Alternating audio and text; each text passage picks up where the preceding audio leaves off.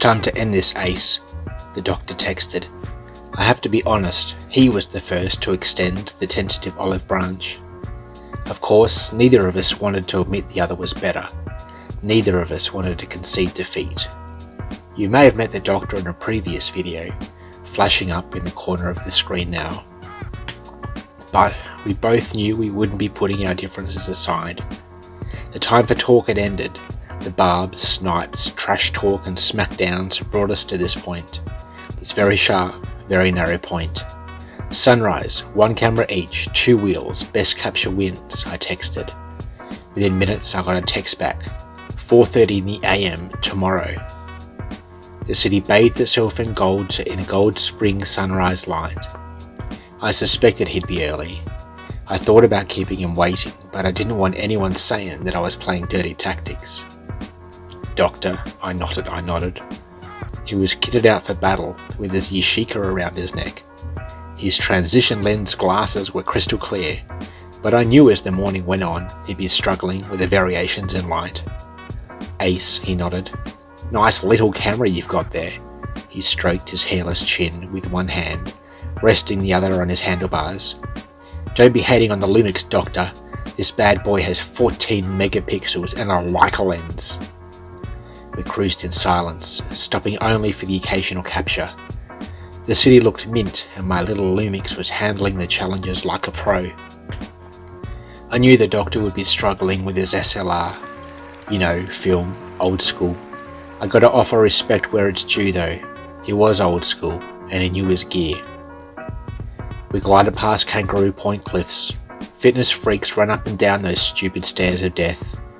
I'd rather be fat and happy than suffer that torture. Those jacarandas in full bloom sneezed out their bright purple flowers, leaving brilliant arcs around the base of each trunk. South Bank was next, and this angle and with the river still and the city gold, it was hard to remember my animosity towards the doctor. That view, I found myself putting my guard down. The glowing buildings reflected off the river, trees arched over like a half cathedral covering the riverside pathway.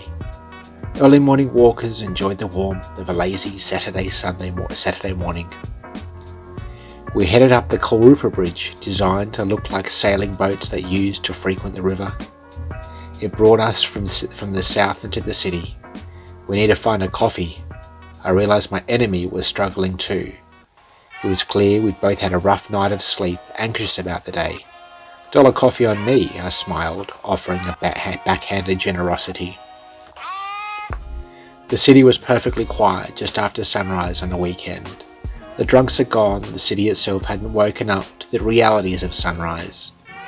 It was peaceful, almost dystopian. Riding with reckless abandon and a sense of freedom was something neither of us had done in some time. Our bikes crawled up back laneways and screamed down the famous one-way streets of our city. Well, we found a 7-Eleven and the $1 coffees had jumped in price, much to my disgust. A truce was called as we found a spot in the sun at Customs House to sip our warm beverages. It's a pretty nice morning. I blew steam from my now moderately priced yet cheaply tasting coffee. I could pay $1 when it tasted like $1. Now though, with these prices, I wasn't too sure. As the sun and coffees melted us, the conversation started to kindle. Like coffee, eh? I looked at the dark sludge the doctor held in a paper cup. Lactose intolerant. He looked disappointed. I don't want to be stuck on 2 wheels when it hits my guts, he smiled, and I pondered for a second. I don't want to be stuck behind you downwind when it does. Coffee's enjoyed as much as one can enjoy. With cheap coffee, we were off. Riverside via Eagle Street Pier. The boardwalk clack, clack, clack, clack, clacks under our wheels as we whiz past the now busy thoroughfare. The Botanic Gardens are home to park runners, huffing and puffing as they pretend to be getting fit on a Saturday morning. It's time to head south again, and we head over the Goodwill Bridge.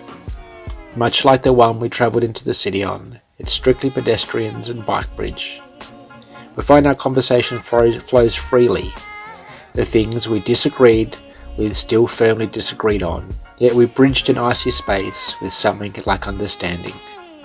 Disagreements had become professional differences, and understanding each other's why made things so much more enjoyable. Eastward we travelled past those cliffs, back to where our journey started. Croissant? He asked as we slowly pedalled past a busy French bakery. We sat, enjoying the cheese and bacon wrapped in delectable pastry. The conversation flowed, and before we knew it, we'd solved most of the world's problems. A warm, cordial handshake finished our very now pleasant morning. Who won the competition? Well, that's a question for the ages. The winner, though, a deep appreciation, warmth, and a friendship between two former foes.